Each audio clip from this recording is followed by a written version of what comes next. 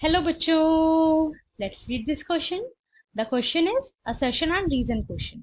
जिसके अंदर हमें असर्शन को रीड करना है, रीजन को रीड करना है और नीचे दिए गए ऑप्शन में से करेक्ट ऑप्शन को चूज करना है। Assertion: democratic reforms are to be brought about principally through political practice. जो डेमोक्रेटिक रिफॉर्म्स होते हैं वो पॉलिटिकल प्रैक्टिस के थ्रू लाए जाते हैं। Reason: any proposal for political reforms should think only about what is good solution but not care about who will implement it and how. कोई भी पॉलिटिकल रिफॉर्म के लिए प्रपोजल आता है, उसके अंदर बस ये देखना चाहिए कि क्या गुड सॉल्यूशन है, ना कि ये भी देखना चाहिए कि उसको इम्प्लीमेंट कौन करेगा और वो इम्प्लीमेंट कैसे होगा। इस चीज को हमें नहीं देखना चाहिए। आइए अपने ऑप्शंस देखते हैं। First, both assertion and reason are true and the reason is a correct explanation of the assertion. 2. Both assertion and reason are true but the reason is not a correct explanation of the assertion. 3. Assertion is true but the reason is false. 4th, assertion is false but the reason is true. आइए अपना answer देखते हैं। The laws of a country play an important role in bringing about reforms. किसी भी country के जो laws होते हैं वो काफी इंपॉर्टेंट रोल प्ले करते हैं रिफॉर्म्स को लाने के लिए। The laws have to be revised carefully to ensure that wrong political practices are not encouraged.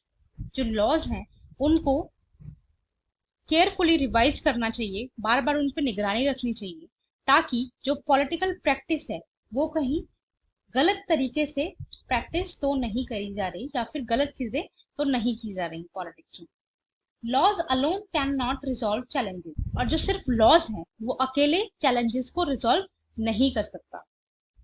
Democratic to are to be carried out mainly by political activist, parties, movements and political conscious citizen. और जो democratic reforms हैं वो carry कर लेने चाहिए political activist के through, parties के through, movements के थ्रू एंड जो पॉलिटिकल कॉन्शियस सिटीजन हैं उनके थ्रू। तो एक डेमोक्रेटिक रिफॉर्म कितना ज्यादा इंपॉर्टेंट होता है किसी भी डेमोक्रेटिक कंट्री के लिए, हमें यहाँ से ये पता चलता है।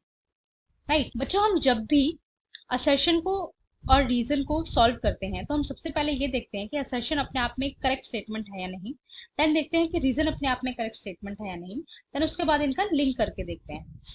सो assertion: democratic reforms are not to be brought about principally through political practice, ये हमारी एकदम करेक्ट स्टेटमेंट है।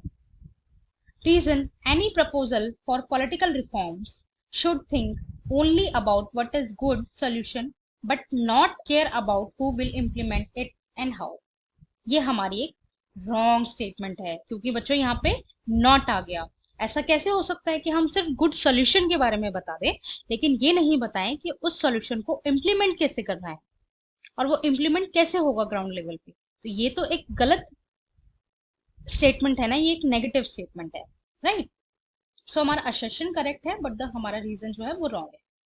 So our answer is option 3, assertion is true but the reason is false.